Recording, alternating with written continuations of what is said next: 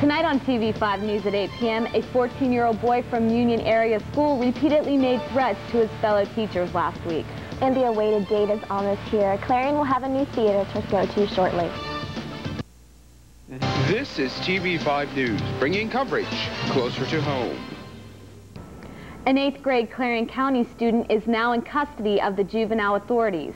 Good evening, I'm Tracy Campbell. And I'm Christy Herman. The 14-year-old boy made threats last week to several of his teachers. He obtained a gun over the weekend and kept repeating the threats on Monday.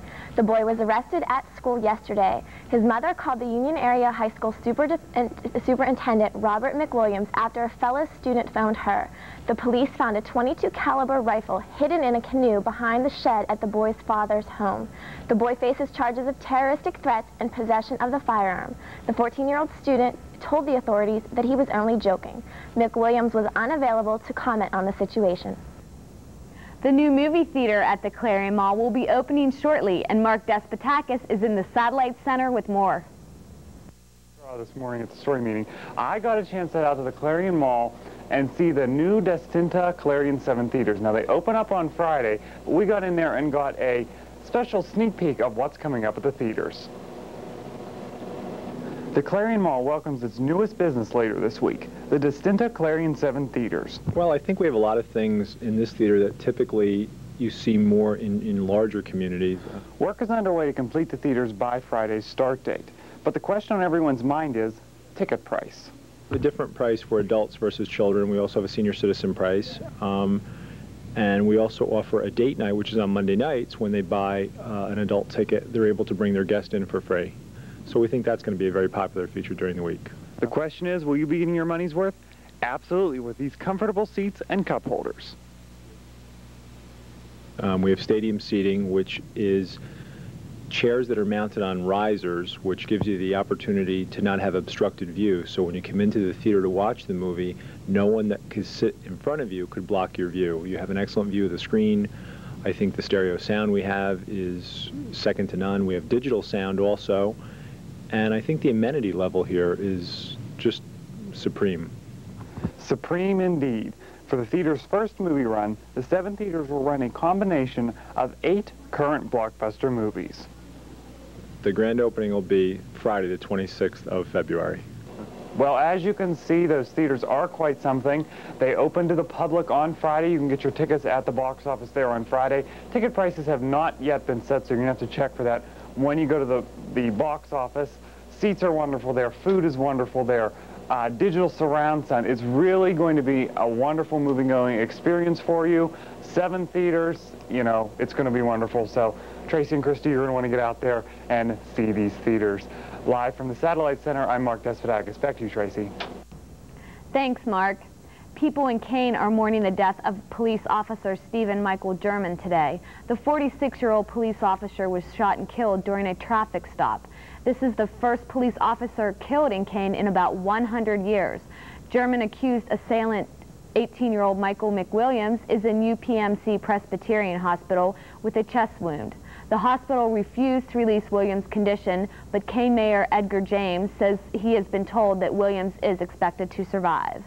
In state news, no arrests have been made yet in the firebombing of the home of Beaver Falls former Mayor Tom Berger. Mrs. Berger's hand and arms were burned. She was trying to remove the Molotov cocktail that was tossed into the house through the living room window. A state fire marshal is investigating the blaze. A fire early this morning has claimed the life of a man living at a housing complex for the elderly in Altoona. 6 people, including 2 emergency workers, were injured. Some of the victims were treated for smoke inhalation, and 1 person was treated for chest pains. Firefighters are saying the fire began about 2:30 this morning on the 8th floor of the 11-story Green Avenue Tower. Most residents were allowed to return to their homes once the flames were extinguished. The Red Cross is helping people from the 8th floor to find temporary housing. A sad case of a man who refused help from social workers. 79-year-old Thomas Greenfield of Mount Washington was found dead in his bathtub. Uncollected mail indicates that Greenfield might have been dead almost a month. The house had no heat and there were burst water pipes. It is believed that the elderly man kept warm by sleeping with some of his pets. Social workers were trying to help Greenfield for 3 months. An abortion clinic in Pittsburgh received a letter in the mail with an anthrax threat.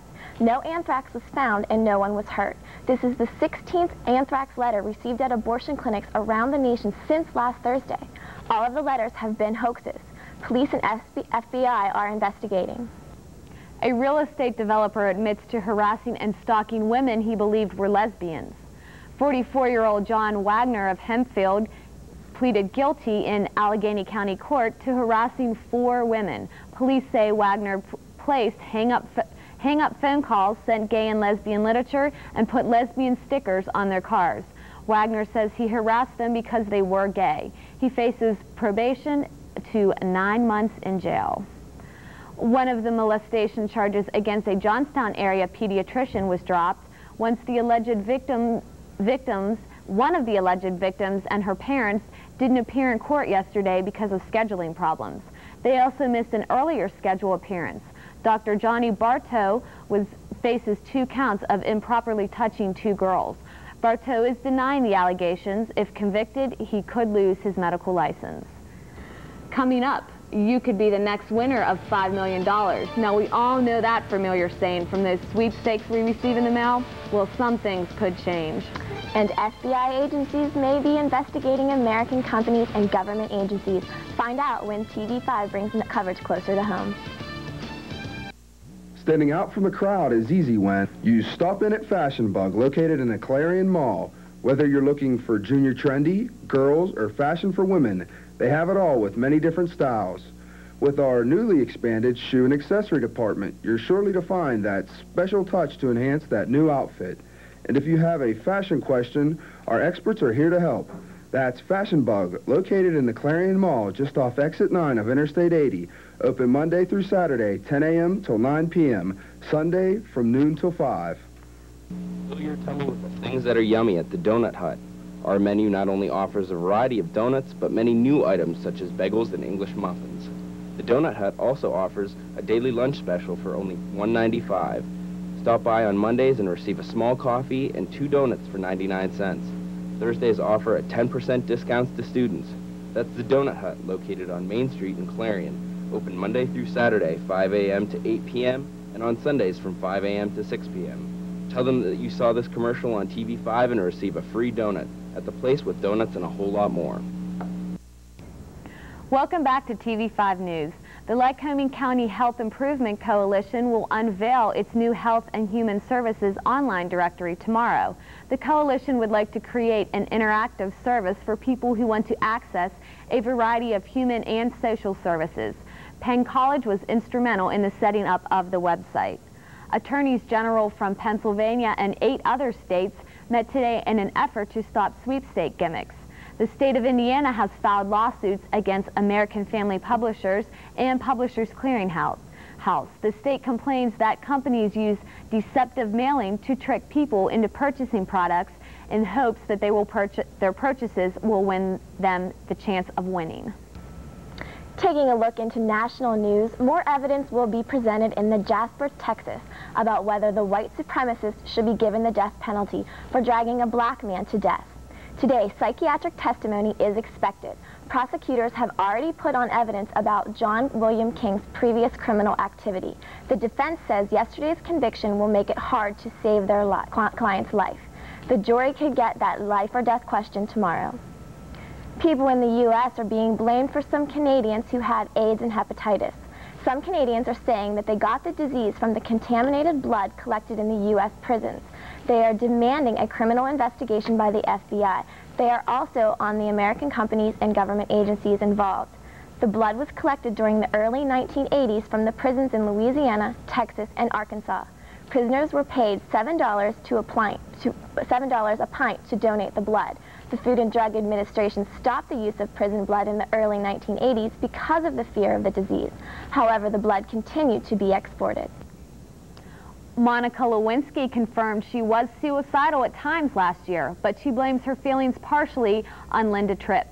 TV Guide says that's what a British reporter is saying who interviewed Lewinsky. TV Guide talked with Snow and Barbara Walters, who is the only other journalist to interview Lewinsky. Tripp says that Lewinsky was suicidal because she was dumped by the president and that she was afraid he was then going to learn that she had told others about their relationship. In world news, 11 people in Austria are dead after an avalanche hit an alpine town. There are still 31 people missing. Children, foreign tourists, and locals are among the dead. The roads into the villages are blocked by snow. Helicopters are carrying the injured to the hospital. 6 American Army helicopters are on their way from Germany to help with the rescue efforts. The Alps have seen their heaviest snowfall in 5 decades.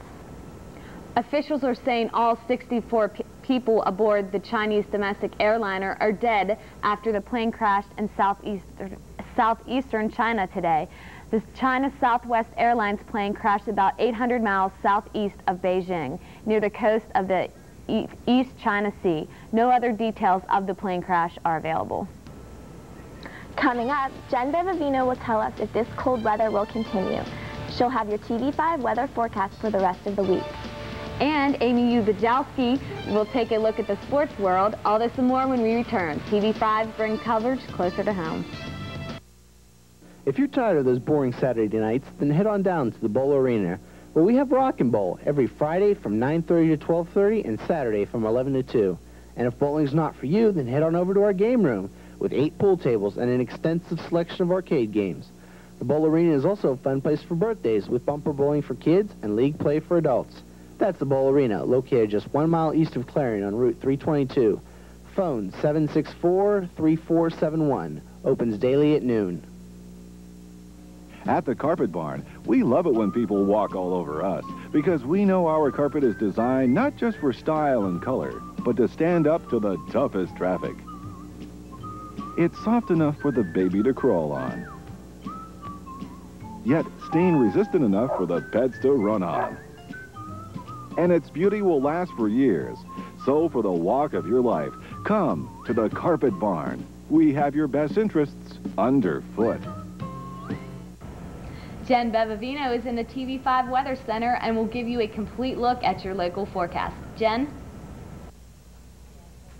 Taking a brief look at Clarion's current and extended weather conditions. Today was a mild day, a bit brisk at the same time, a few clouds in the sky, but very nice at the same time. Today's temperatures were in the high 30s, looking very nice outside. Hopefully later in the week we'll be seeing temperatures in the high 40s, maybe the lower 50s.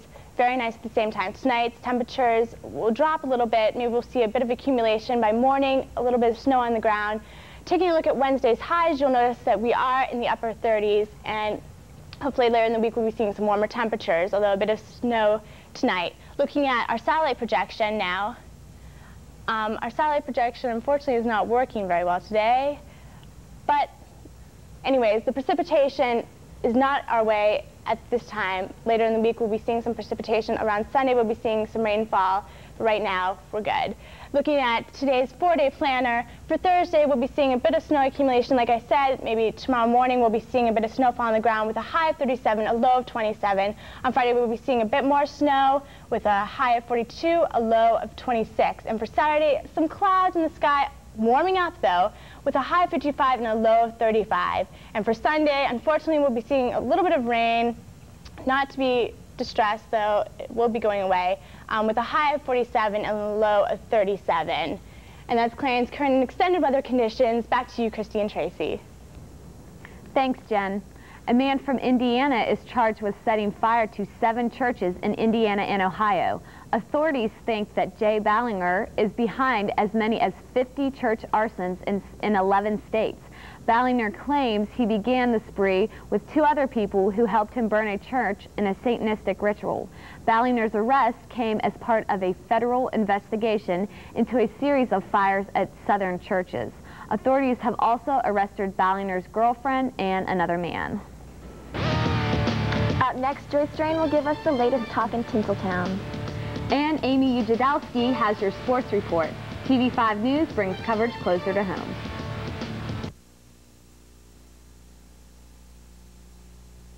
News travels fast. That's why you need the speed and accuracy of a news team that brings coverage closer to home. Every Tuesday and Wednesday night, join TV5 News for Clarion's only live local newscast on television at 8. Tune in for the latest in regional, state, and national news. Plus, with our newspaper exchange partner, the Clarion News, teaming up to bring coverage closer to home every Tuesday and Wednesday at 8 p.m. Clarion's only live local newscast on television at 8 is here on TV5.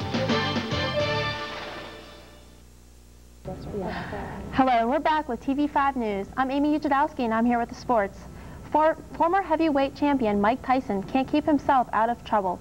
He allegedly threw a television at a set of bars because he became angry after a guard hung up the telephone he was using.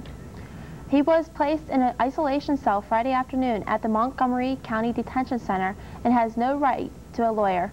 An anonymous Tyson advisor said, "Mike is never good at those situations. He can't defend himself well." Tyson's ability will be determined during Monday's hearing. When it comes to heading the National Hockey League, the Ottawa Senators couldn't be doing a better job. They lead the Northeast Division, and are 1 point away from the overall lead in the Eastern Conference. But things off the ice are not going as smoothly as owner Ron Bryden says he's tired of losing money and hints of browsing south for a new home. Also in the NHL, Mark Crawford's return to Colorado wasn't the triumph that he hoped it to be, but it wasn't the losing one either. Adam Deadmarsh of Colorado Avalanche scored in the third period to end the game in a 4-4 tie with the Crawford's Vancouver Canucks. Crawford said it was nice to be back and get a point. He coached the Avalanche to Stanley Cup title 3 years ago, but left the team last spring under bitter circumstances. In the NBA, Jason Williams of Sacramento will be facing some of the league's top point guards this week in their version of rookie hazing. Tonight, he will be up against Allen Iverson and the Sixers in Philadelphia. Also this week, players like Rod Strickland, Steve Nash, Gary Payton, and Mike Bibby are waiting for Williams' arrival. The MAC is back. That's what they're saying in men's college basketball, as the Mid-Atlantic Conference has been filled with hidden talent until now. With 7 teams with 16 or more victories, the MAC is again leading the mid-major charge towards the NCAA tournament. Kent, Ohio, Akron, and Toledo are all in the presence of a hotbed of talent. In last night's scores, number 14 North Carolina just scored enough to make Forest 68-65. Number 19 Iowa defeated Northwestern 65-48. Pittsburgh did not have it easy as number 13 Miami, Florida beat them 85-52. And finally, number 25 Minnesota took a slight tumble as number 22 Purdue beat them 54-42. The top 3 teams in the Big East of women's college basketball just finished their season in style. Their 3 teams all have first-round byes, but that didn't stop any of them from ending their regular seasons with a bang. Number 8 Rutgers crashed West Virginia 88-59, while number 5 UConn secured its title with a 105-43 crush over Syracuse. Number 10 Notre Dame finished third after its 89-62 win over Miami. The other scores from last night's games included number 25 Florida beating Arkansas State 84-64, and Missouri taking the loss as number 17 Iowa State won 84-58. Last night was the last game for basketball here in Clarion, as the men's team was defeated by California University 88-64. Eric Watson of California helped them take the lead by scoring 24 points. This final game of the Golden Eagles left them in a season with 19 wins and 8 losses. Thanks, Amy. Joy Strain is up next to give us the entertainment report with the Entertainment Beat. Thanks, Tracy. The National Enquirer gets the go-ahead to produce its own 5-day-a-week half-hour magazine show. The series will premiere in the fall according to Tuesday's edition of Daily Variety. The show will be hosted by senior editor Mike Walker, who has already lined up deals in 133 markets, covering 89% of the U.S. and including WTXF in Philadelphia. TV stations in 48 of the top 50 markets have agreed to take the National Enquirer, said syndicator MGM Domestic TV Distribution. With winter break nipping at our heels, I know many of you students are headed off to some exotic beaches in foreign countries. while an angry group of surfers and citizens turned against a group of Americans in Australia. This angry mob is upset at the producers of Baywatch, who are trying to cut a deal to film their series on a local beach in Avalon, Australia. The group told the producers of the U.S. lifeguard soap to leave their beach alone. The makers moved the set of their series to Avalon, hoping to inject new life into the aging show. After a vicious town meeting today, about 1,000 angry citizens may have changed their mind of the executive producer, Gregory Bonin, who said, quote, "I'm having second thoughts." Avalon's town council will decide on March 8th whether or not to allow this series to be implanted on their beach. The city and state council backed the plans for economic reasons, but local beachgoers said that they don't need the money. If approved, the show will film in Australia from April until October for the next 6 years. According to CNN, supermodel Claudia Schiffer has donated $2 million to victims of Hurricane Mitch. This donation is for the rebuilding of homes in Honduras, where Schiffer herself owns a home. Schiffer made her donation through a Spanish foundation, and according to the mayor, San Pedro Sala, this donation will help to reconstruct 112 homes in San Pedro Sala, Honduras' second largest city. More than 9,000 Central Americans died when Hurricane Mitch tore through many countries in October and destroyed thousands of homes. Last night in London, British actor Nigel Hawthorne was knighted by Queen Elizabeth II. Hawthorne said that the Buckingham Palace ceremony wasn't half as nerve-wracking as the Academy Awards. Quote, "The Academy Awards are very disconcerting because you are in competition, whereas here you feel that you are among friends and you know you've already got the award," said Hawthorne. The 70-year-old actor was nominated for Best Actor in '95 for his role in The Madness of King George. He lost the statue to Tom Hanks as Forrest Gump. And speaking of award shows, I'm sure that all of you are anticipating the result of this evening's Grammy Awards. The 41st Grammy Awards will air from Shrine Auditorium in LA on CBS at 8 o'clock, with Rosie O'Donnell as the host. How do the nominees prepare for the biggest music party of the year? With a party, of course. Held last night by the Arista record president. Among the guests were musicians, record company presidents, movie industry leaders, and actors. Among those who performed at the pre-Grammy bash were Deborah Cox, Naughty by Nature, Faith Evans, Carlos Santana, Whitney Houston, and Grammy nominee Sarah McLachlan. Once again, that's all the gossip I have in Tinseltown for this week. Be sure to join me again in 2 weeks for another Celebrity Gab session. For the students, enjoy your spring break and try to bring back some of that sun with you. For Entertainment Beat, I'm Joy Strain, TV5 News. Thanks, Joy. And now over to Jen Bevavino with your weather recap. Updating you tonight and tomorrow's weather, tonight's snow will be developing late with an inch accumulating by morning with a low of 22. For Thursday, cloudy with snow showers and some additional accumulation with a high of 30. Back to you, Christine Tracy. Thanks, Jen. Taking a look at stories in tomorrow's Clarion News, Clarion Borough officials finally made a decision on how to handle the traffic flow on South 5th Avenue. They will be designating the westbound South Street as one way from 4th Avenue to 8th Avenue, then prohibiting a left turn from Boundary Street onto Route 68. Officials feel the solution is not the most popular, but it's the best possible solution for the situation. A survey is being completed by employees of the count to see if they were interested in the prospect for a gym at a lunchroom in the former county jail. Robert Liebram, County Assessor and Safety Committee Chair, is concerned for the health and safety of all the workers. You can find more out about the information on the decisions of the new one-way road and whether a proposal will be displayed for the new rooms in tomorrow's edition of the Clarion News. Well, here's a story for all the chocolate lovers out there.